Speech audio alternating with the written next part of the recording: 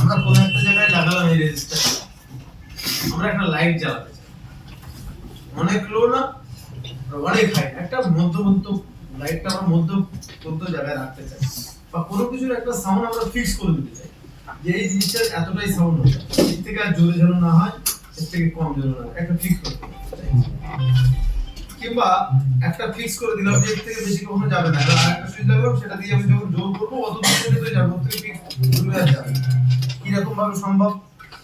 ধরো আমরা একটা রেজিস্টার লাগালাম ফিক্স ভ্যালু রেজিস্টার, তাহলে সেইখানে আমরা লাগিয়ে দেখছি লাইটটা 10% জ্বলছে, তাহলে আমরা আবার আমার যে কাস্টমার সেই জিনিসটা নেবে, সে বলছে না এত লো লাইট আমি নিব না, আমার জোরের লাইট দরকার, তাহলে ওই রেজিস্টার চেঞ্জ করে আমাকে আবার তাহলে দেখা যাচ্ছে অনেকের জায়গায় টুকে লাগালাম, তাহলে ঠিক আছে, সেই কাস্টমার বললো ঠিক আছে আমি এটাই নেব।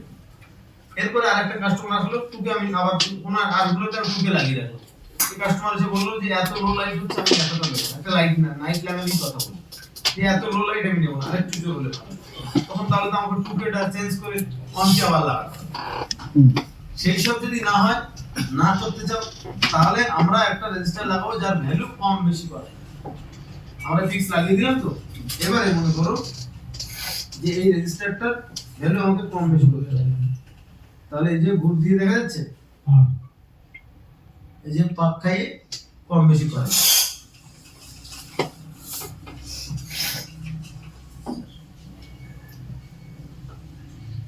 এটা হচ্ছে ভ্যারিয়েবল রেজিস্টার। 5k রেজিস্টার আমরা যখন ফুল দিয়ে দেব তখন 5k রেজিস্টারটা 5k থাকবে, যখন আমরা কমাবো যখন ফুল দিয়ে দেব তখন 0 থাকবে ডাইরেক্ট হচ্ছে, যখন আমরা কমাবো তখন আগের দিকে যেমন আমরা কি দেখছিলাম রেগুলেটরে, যখন আমরা কমাবো তখন হচ্ছে আস্তে আস্তে ভ্যালু রেজিস্টারে বাড়তে হবে।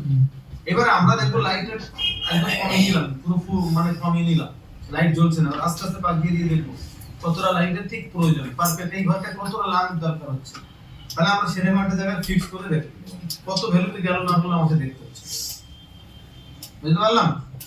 তার মানে নিজের অনুযায়ী আমরা ভ্যালুকে কম বেশি করতে পারছি।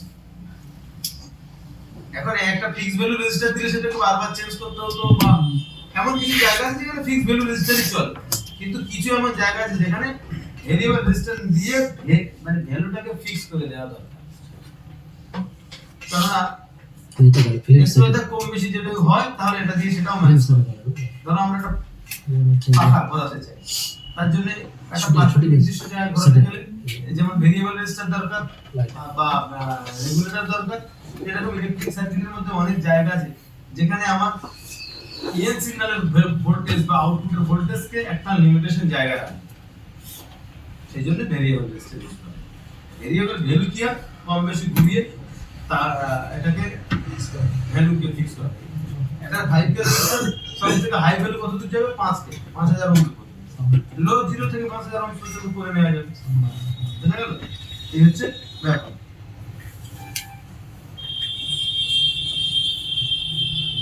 সিম্পল ভাষায় হচ্ছে যে রেজিস্টারের ভ্যালু কম বেশি করা যায় এই রেজিস্টারকে ভ্যারিয়েবল রেজিস্টার। ঠিক এই ভ্যারিয়েবল রেজিস্টার নিয়ে মোবাইলের মধ্যে বেশি পড়াশোনা করা লাগে, সেরকম একটা প্রজেক্ট।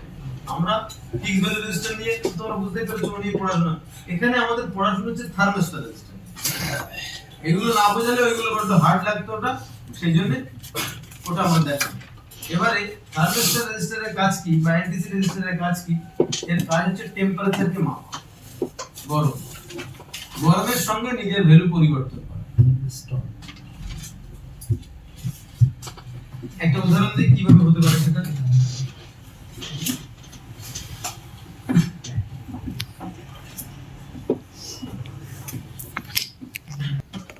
দিয়ে ব্যাটারিতে আসে, এখন থার্মাল আইডি লাইন দিয়ে যখন মোবাইল চার্জে যায়, যখন মোবাইল গরম হয়, বেশিরভাগ মোবাইল যে ব্লাস্ট করেছিল বা বেশিরভাগ মোবাইল ব্লাস্ট যা সেই সময় হয়েছিল, গবেষণা করে দেখেছিল অতিরিক্ত টেম্পারেচার বা গরম হওয়ার কারণে মোবাইলগুলো ব্যাটারিগুলো ব্লাস্ট। গরম কখন হয়? দেখবে যখন হেভি স্পিডে ব্যাটারি থেকে কারেন্ট আনা হচ্ছে তখন হচ্ছে ব্যাটারি গরম হচ্ছে। আর যদি দেখা যাচ্ছে মোবাইলের হেভি স্পিডে ব্যাটারির মধ্যে চার্জ ঢোকানো হচ্ছে তখন গরম। যদি খুব স্লো চার্জ ঢোকানো তাহলে খুব একটা গরম হবে না, খুব আস্তে আস্তে, কেউ সিম্পল কথা, ইঞ্জিন যদি খুব বেশি পিকআপ দাও গরম হবে, কম আস্তে আস্তে পিকআপ দিলে আস্তে আস্তে গরম হবে, খুব একটা গরম হবে। সেরকম তোমরা যখন রোদ্রে বুদ্রে মোবাইল ইউজ করো, এক তো বডিতে গরম যায়, গরম লাগে, প্লাস লাইট ব্রাইটনেস অনেক বাড়াতে হয়, সেই জন্য মোবাইল যখন রোদ্রে ইউজ করলে গরম হয়। আবার যখন চার্জে দাও তখন দেখো গরম হয়, কারণ হু করে চার্জ ব্যাটারির মধ্যে ঢোকাতে গরম কেন হয়? ব্যাটারি গরম। তাহলে গরম যদি ওভার লিমিট হয়, যে ব্লাস্ট করে যাবে, তখন সে বুঝতে পারবে আর চার্জ করাবে, বন্ধ হবে। আগেকার দিনে এই থার্মাল সিস্টেম খুবই লো, মানে যেমন তেমন ছিল। তো এই থার্মাল সিস্টেমকে কি করা হয়েছে, মনে করো এখানে আমার একটা এইটা এবারে নামে এবারে হলো নাম,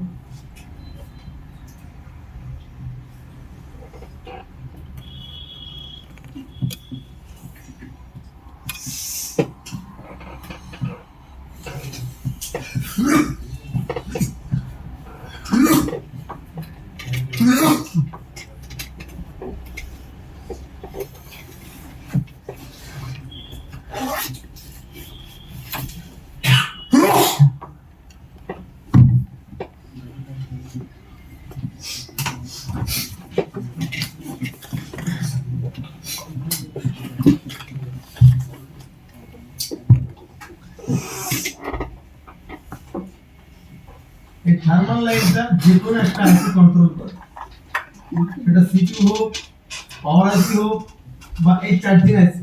থার্মাল লাইটটাকে কিভাবে কন্ট্রোল করা যেতে পারে, আমি একটা সিপিইউ কথা বলবো। সিপিইউ এখান থেকে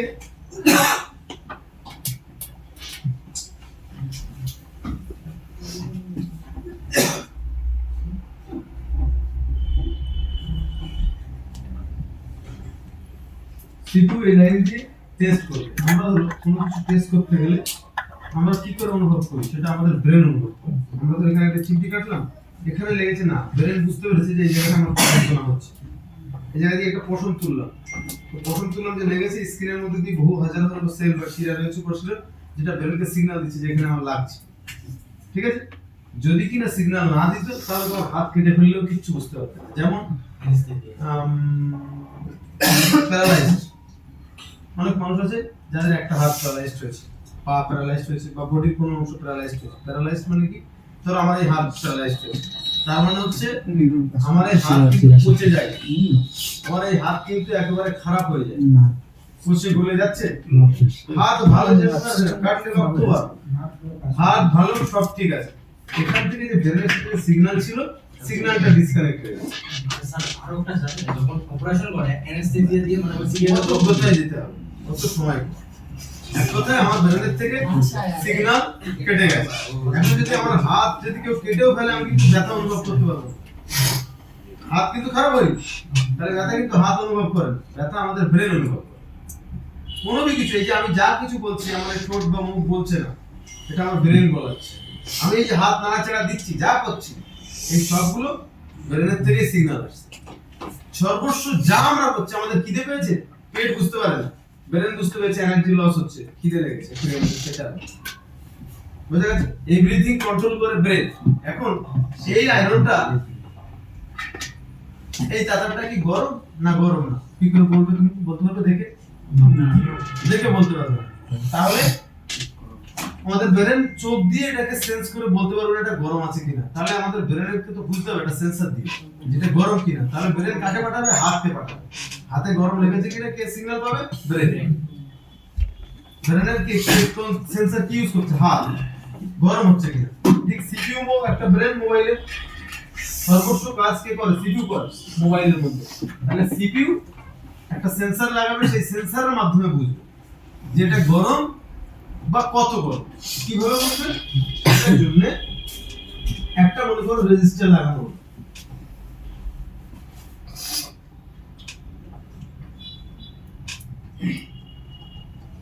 1k বা 10k, 1k কিংবা 10k, সেটা যে কোনো ভ্যালু হতে পারে। এই রেজিস্টারের কাজ হচ্ছে, মনে করো ব্যাটারি থেকে এখানে মনে করো যে অন ভোল্টেজ পাস করে, এখানে 1.8 ভোল্টেজ পাস করে। এই 1k ভ্যালু থাকলে এখানে 1.8 ভোল্টেজ এদিকে যাচ্ছে। সিপিইউ যখন বুঝবে যে আমার এই পয়েন্টের মধ্যে যখন 1.8 ভোল্টেজ আসবে তখন সবকিছু ঠিকঠাক আছে আবার দিবে। কিন্তু এখন এটা অনেক গরম হয়ে গেছে, এখন 1k এর জায়গায় এখানে ভ্যালু এসে দাঁড়িয়েছে 500 ওহম। তাহলে কি এখানে 1.8 ভোল্টেজ থাকবে? ভোল্টেজ বাড়বে, ধরো এখানে 2.2 ভোল্টেজ হতে পারে বা তার থেকে একটু কম। ভোল্টেজ যখনই বেড়ে গেছে সিপিইউ তখন কি বুঝতে পেরেছে যে এই এরিয়া গরম হচ্ছে। এটা কোন এরিয়া? চার্জিং এরিয়া গরম হচ্ছে। তাহলে সিপিইউ চার্জিং আইসি কে একটা সিগন্যাল দেবে যে তুমি আর স্পিডে চার্জ করিও, স্লো করে দিও বা এখন স্টপ করো। এই জন্য দেখো অনেক সময় ক্ষেত্রে মোবাইলের মধ্যে চার্জার লাগালেই temperature too high, temperature too low, charging error, তারপরে এই ওভারহিটিং, এই ধরনের টেম্পারেচার জাতীয় যে সমস্যাগুলো হয়। তো আমাদের মোবাইল এমনি ঠান্ডা, চার্জে লাগালেই কি করো গরম হচ্ছে, কেন এরকম আসছে? সেক্ষেত্রে খারাপ হয় এই থার্মাল লাইন। বুঝা গেছে? তাহলে এখন যদি এরকম টেম্পারেচার জাতীয় সমস্যা হয় তাহলে আমাকে তুলতে হবে চার্জিং এরিয়াতে থার্মাল রেজিস্টর কি আছে। এখন এখানে একটা 1k থার্মাল রেজিস্টর আছে, তুমি এটা পাল্টে এখানে একটা নরমাল 1k রেজিস্টর বসালে কাজ করবে না? কারণ এটা সেন্সই করতে পারবে না। থার্মাল রেজিস্টরের কাজ কি? এর কাজও কারেন্টকে বাধা দেওয়া, কিন্তু গরমের সঙ্গে সমকক্ষে বাধা দেবে, গরম অনুযায়ী গরমের সঙ্গে মিলজুল করে কাজ করবে। বুঝতে পারলাম কি? যেমন এলডিআর লাইটের সঙ্গে কাজ করছিল, কারেন্ট বাধা দিচ্ছিল লাইটকে সামঞ্জস্য করে, এরকম টেম্পারেচারকে সামঞ্জস্য করে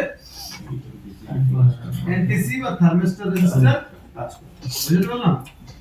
এই হচ্ছে যে কোন রেজিস্টরের কাজ হচ্ছে কারেন্টকে বাধা দেওয়া।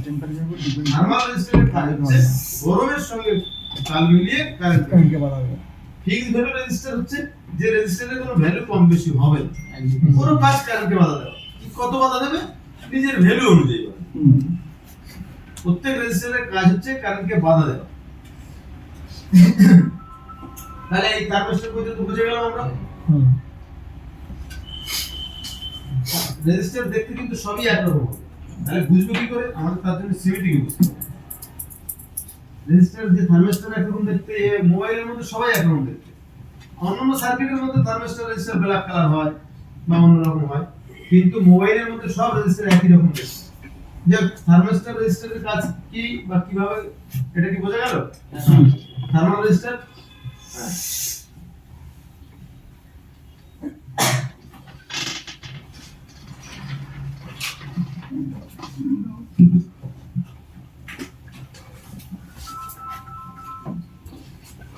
বুঝতে তো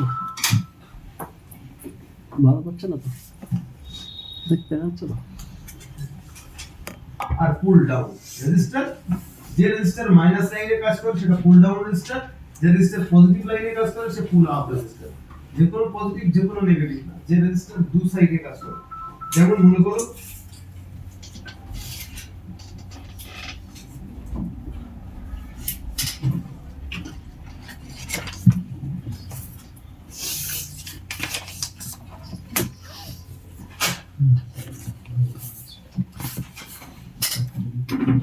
গ্রাউন্ড,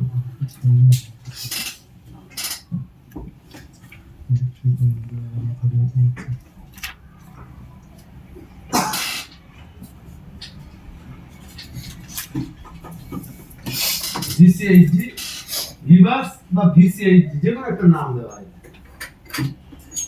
এটা হচ্ছে চার্জারের ভোল্টেজ, মেইন ভোল্টেজ। আচ্ছা, এখান থেকে আরো দুটো, আরো একটা, দুটো, তিনটে লাইন থাকে।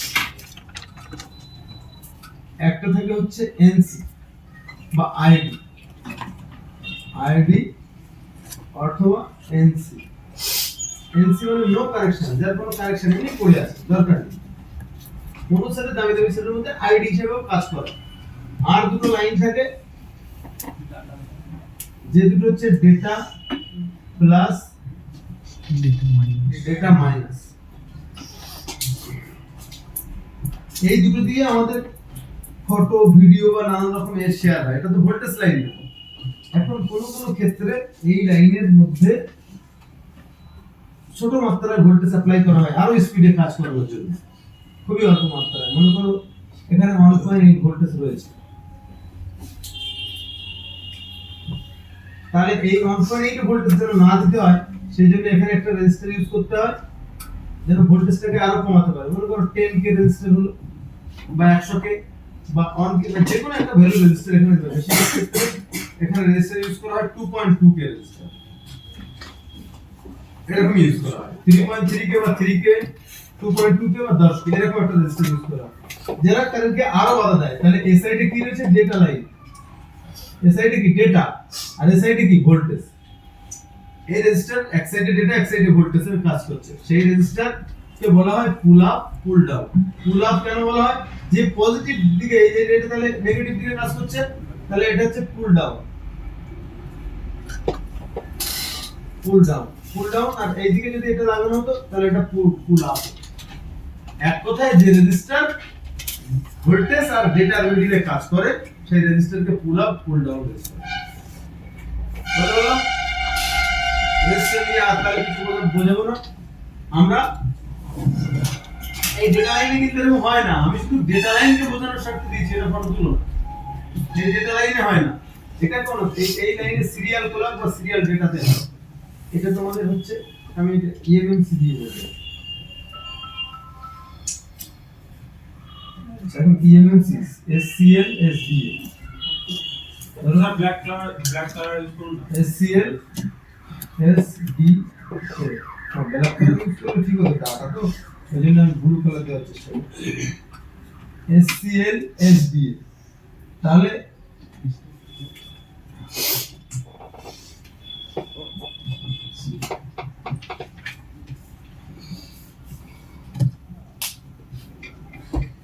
যদি এখন এখান দিয়ে আর একটা লাইন বার হচ্ছে যেটা হচ্ছে ডেটা প্লাস, এখান দিয়ে আর একটা লাইন বার হচ্ছে যেটা হচ্ছে ডেটা মাইনাস, তাহলে এইসব যে লাইনগুলো যাচ্ছে এদের মধ্যে এখন এইগুলো আমরা একটু প্র্যাকটিক্যালিটি দিই। এই পুল আপ পুল ডাউন রেজিস্টার নিয়েও বেশি মাথা ঘামাতে হবে না, এটা কোনো কিচ্ছু না, আমি শুধু শিখিয়ে রাখলাম জাস্ট, তোমাদের এই নিয়ে কাজ করতে হবে না।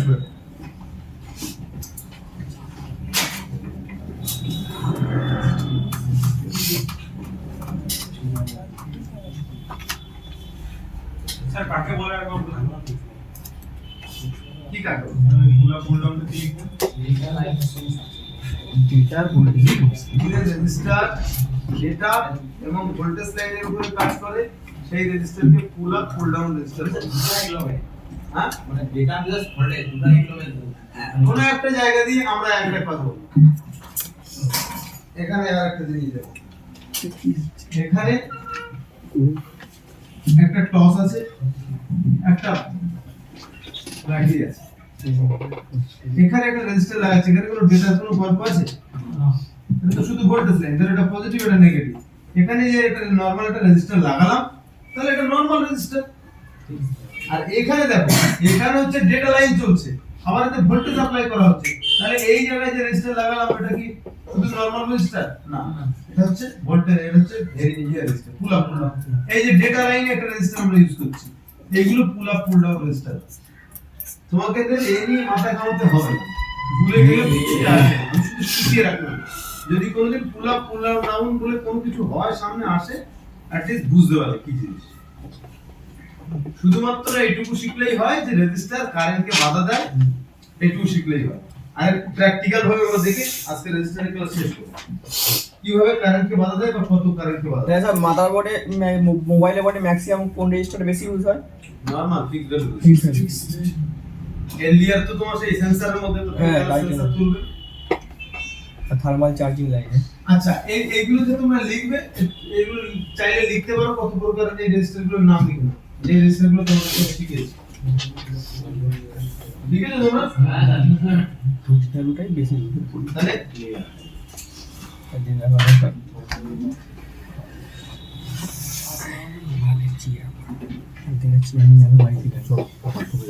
যাতে ভুলে না যাও, আমার মনে হয় সব কিছু শিখে গেছো, যাতে ভুলে না যাও সেই জন্য আমি ফাইনালি একটা প্র্যাকটিক্যাল টাইপের সিস্টেম এখানে করে রেখেছি।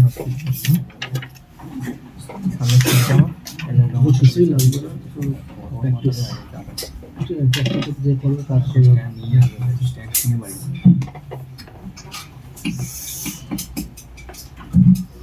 মাথাটা একটু নামিয়ে দিতে হবে। মাথা কেটে বাঁধিয়ে কার মাথা? মাথাটা তো বাদ দেওয়া হবে না, পা থেকে। লম্বাটা একটু নিচু হবে না? লম্বা তো এখন আর হওয়ার সময় বাবা মাছ খায় মানুষ করেছিল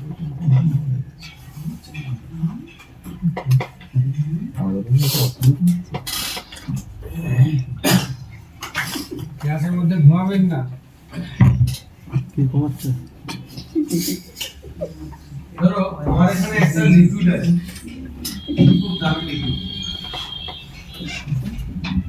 যে ট্যাব খুব দামি লিকুইড আছে, এখান থেকে আমার একটা ট্যাব লাগাবো। এক টপের দাম অনেক বেশি, এক ড্রপের। মনে করো আমার ছোট ছোট শিশি ভরতে হয়। এখন কখনো বড় শিশি ভরতে হয়, কখনো ড্রাম ভরতে হয়, আবার কখনো ছোট। এখন যদি এত বড় জিনিস ভরতে হয় তাহলে সুইয়ের মতো অল্প অল্প যদি আসে তাহলে সারাদিন নেই ওটা বড় ড্রাম ভরতে। তাহলে মনে করো যে বড় ড্রাম ভরতে হয়, এখন আমার একবার শুধু ফুট করে প্রয়োজন পড়ে, যেটা ছোট শিশি একটু ভরবো। কিন্তু দামি জিনিস অনেক, একটা পড়ে গেলেও অনেক ক্ষতি, লস। তাহলে এত ছোট শিশি আর ট্যাব এত বড়, একটুখানি একবার খুললে একটু ওভারফ্লো পড়ে যাবে না?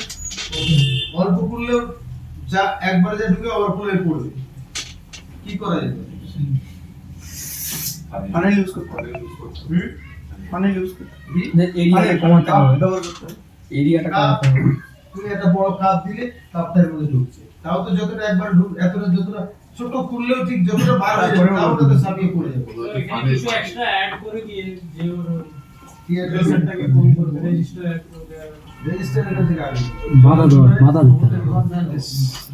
কি করবে না কি করবে পাইপ অ্যাড করে এখানে যেটা হয় আমরা এর ফোর্সটাকে কমাবো।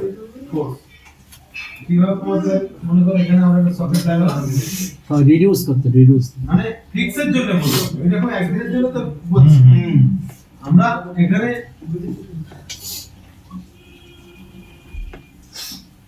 পাইপলাইনের কাজ শিখে আসতে হবে।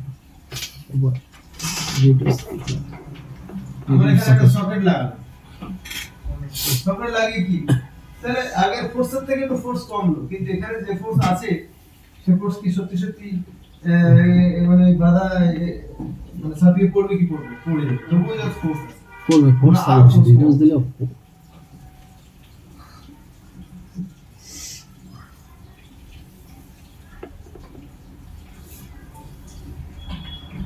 এখানেও যা ফোর্স আছে হয়তো মনে হয় তবুও পড়ে যেতে পারে। আমরা যদি আরো ফোর্স কমাই,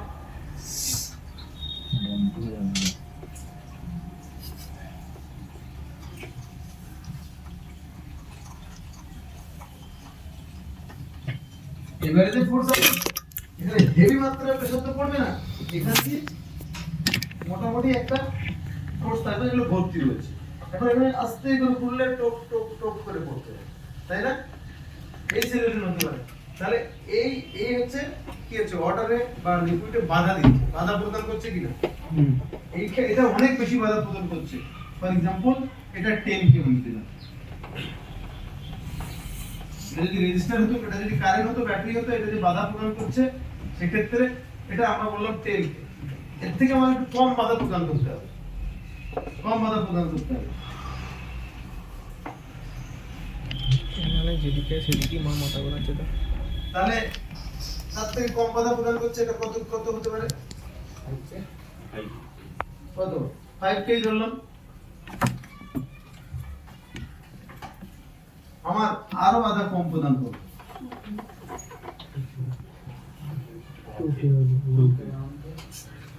ওয়ান কে হতে পারে। আরো যদি বাধা আমরা কম প্রদান করি একদম অল্প মাত্রায়, 500